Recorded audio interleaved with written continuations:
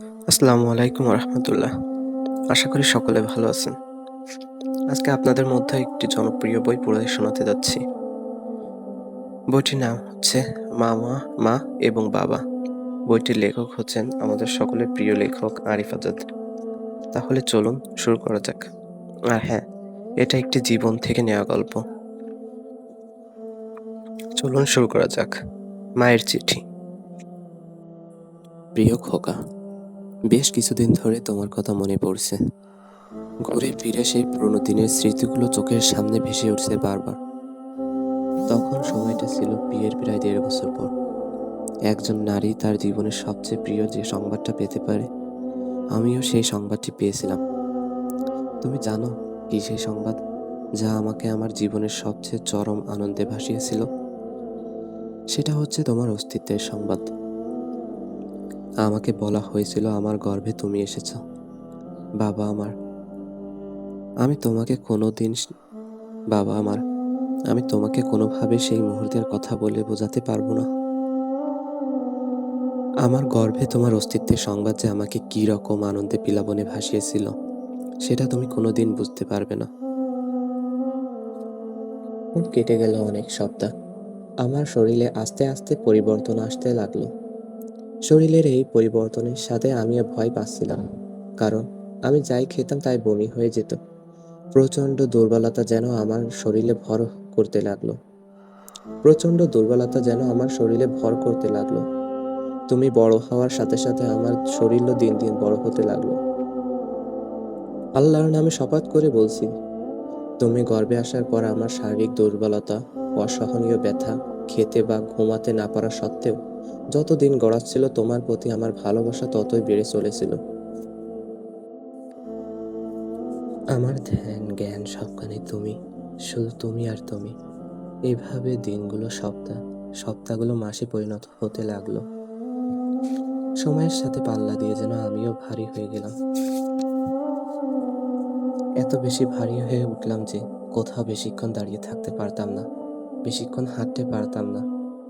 এমন একটা সময় এলো যখন আমি চিত হয়ে ঘুমাতেও পারতাম না। কেন জানো? কারণ তোমার ওজন আমার বুকে প্রচণ্ড ব্যথা তৈরি করতো। তাই আমি পাশ ফিরে ঘুমাতাম। তবুও আমার ভেতরে একটা ভয় কাজ করতো। ভাবতাম পাশ ফিরে ঘুম- ভাবতাম পাশ ফিরে ঘুমাতে গিয়ে তোমার গায়ে কোনো আঘাত লাগে কিনা, তোমার কত তোমার কোনো ক্ষতি হয়ে যায় কিনা। সারাক্ষণ এই ভয়ে আমার ভেতর কাজ করতো। এই আশঙ্কা নিয়ে কত রাত আমার নির্ঘুমে কেটে গেছে তুমি জানো না। কত বিচিত্র আর কত ভালো লাগা ছিল সেই প্রহরগুলো। এভাবে যত দিন যাচ্ছিল তোমার প্রতি আমার ভালোবাসা তত বাড়ছিল। তোমার প্রতি আমি আরো বেশি মনোযোগী হয়ে উঠলাম, আরো বেশি যত্নশীল হয়ে উঠলাম। তোমাকে একটু চেয়ে দেখার ইচ্ছে আমার তীব্র থেকে তীব্রতর হতে লাগলো। আমি নীরবে কান পেতে শুনতাম তুমি কোনো শব্দ করছো কিনা, নড়াচড়া করছো কিনা। যখনই তুমি নড়িয়ে উঠতে, আল্লাহর কসম মনে হতো আমি যেন তখনই মারা যাব। প্রচণ্ড ব্যথায় আমি কুঁকড়ে উঠতাম। আমি যেন নিজের ভেতর নিজেই গুটে যেতাম। বিশ্বাস করো, মুখের ভেতর কাপড় গুঁজে দিয়ে সেই ব্যথা আমি কত শতবার নিজের ভেতর চাপা দিয়েছি, কাউকে জানতে দেইনি। কেন জানো? শুধু তোমার জন্য। এরপর এরপর সেই সময় এলো, সেই মহেন্দ্রক্ষণ। সেই দিন আমি এমন এক ব্যথা অনুভব করলাম যা আমি এর আগে কখনো অনুভব করিনি। এমন এক ব্যথা যার ব্যথার কারণে আমার মনে হচ্ছিল আমি বুঝি মারেই যাব। ব্যথার পর ব্যথা, চাপের পর চাপ, সেকেন্ডের পর সেকেন্ড, মিনিটের পর মিনিট। আল্লাহর কসম সেই সময়টা আমার সারা জীবনের মতো দীর্ঘ মনে হচ্ছিল। সেই মৃত্যু সম যন্ত্রণার মধ্য দিয়ে যখন যাচ্ছিলাম, বিশ্বাস করো, একটিবারের জন্য আমি তোমাকে অভিশাপ দেইনি। এক মুহূর্তের জন্য আমি তোমাকে দোষারোপ করিনি। বরং সেই সময়ও আমি এক অন্যরকম আশা আকাঙ্ক্ষা নিয়ে তোমার জন্য অপেক্ষা করছিলাম। তোমাকে একটু ছুঁয়ে দেখার ইচ্ছে আমার জগতের সকল যন্ত্রণা, সকল ব্যথা যেন পরাজিত হয়ে গেল। অপরিসীম ভালোবাসা, আদর, মায়াবর্তী এক হৃদয় নিয়ে আমি তোমার জন্য প্রহর গুনেছিলাম। অতঃপর তুমি পৃথিবীতে এলে, শপথ সেই সত্তার যার হাতে আমার প্রাণ। তোমার চেহারা দেখা মাত্রই সকল যন্ত্রণা, সকল দুঃখ বেদনা যেন নিমিষেই মিলিয়ে গেল। এতক্ষণ যে ব্যথায় আমার কাছে মৃত্যুসম মনে হচ্ছিল, সেটা কর্পূরের মতো উবে গেল কোথাও, এবং আমার দু চোখের ব্যথা ও যন্ত্রণা যে অশ্রু ছিল, মুহূর্তে সেটা আনন্দের অশ্রুতে পরিণত হলো। যখন আমি তোমাকে ধরলাম এবং বুকে টেনে নিলাম, আমি হাসলাম আর বললাম, সুবাহান আল্লাহ, আল্লাহ আমাকে এক মহা আশীর্বাদ দান করেছেন, এক মহা নিয়ামত দান করেছেন। প্রিয় সন্তান, এরপর সেই নির্ঘুম রাতগুলোর গল্প কি তুমি শুনবে না? তুমি জানো কেন সেই রাতগুলো আমার নির্ঘুম কেটেছিল? তোমার জন্য। কারণ আমি সহ্য করতে পারতাম না তোমার এতটুকু কান্নাও। তোমাকে কোলে নিয়ে হাঁটতে হাঁটতে কত রজনী আমি কাটিয়ে দিয়েছি, সেই হিসাব বা নাই নিলাম।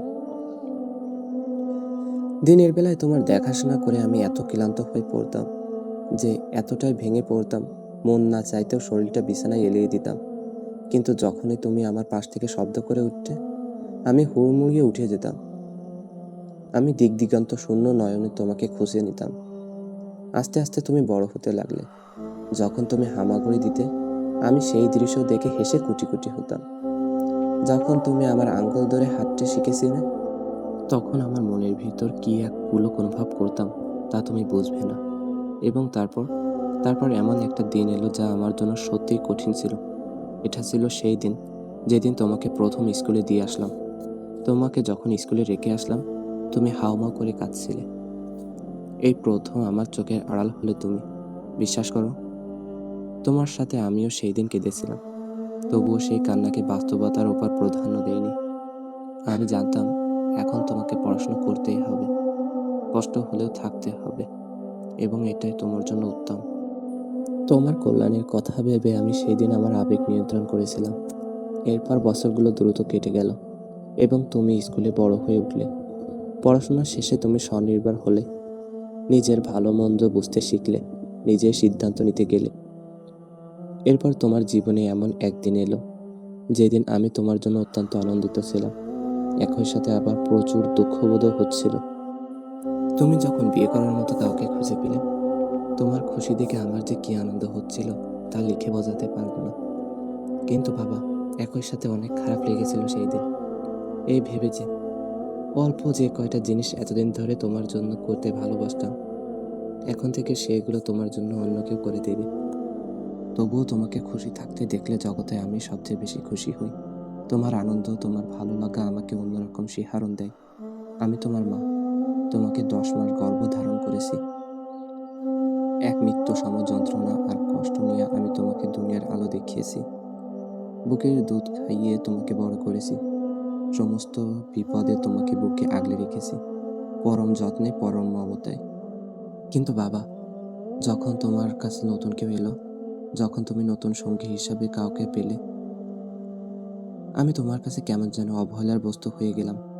ছোটবেলায় খেলতে গিয়ে ব্যথা পেয়ে কাঁদতে কাঁদতে যখন তুমি আমার কাছে আসতে, আমি আমার আঁচল দিয়ে তোমার চোখের জল মুছে দিতাম, বুকে জড়াইয়ে ব্যথা জায়গায় মালিশ করে দিতাম। আজ তুমি বড় হয়ে উঠলে, তোমার ব্যথার কথা তুমি কাউকে শোনাও না। কান্না ভেজা চোখে আমার কাছে ছুটে আসো না, আমাকে জড়াইয়া ধরে আমার আঁচলে মুখ লুকাও না। রিনা, বাবা, ভেবো না আমি আজ অভিযোগের ঝুলি নিয়ে বসেছি। অল্লাহি তোমার প্রতি আমার কোনো অভিযোগ নেই। আমি তোমার মা। পৃথিবীতে কোনো মাই তার সন্তানের প্রতি অভিযোগ জমা রাখতে পারে না, আমিও পারিনি। শুধু চাই তুমি ভালো থাকো, অনেক ভালো। শুভকামনা রইল তোমার জন্য। আসসালামু আলাইকুম গাইজ। আজকের পর্ব এখানেই শেষ করলাম। সামনের পর্বগুলো আসবে, আশা করি আপনারা যদি পাশে থাকেন তা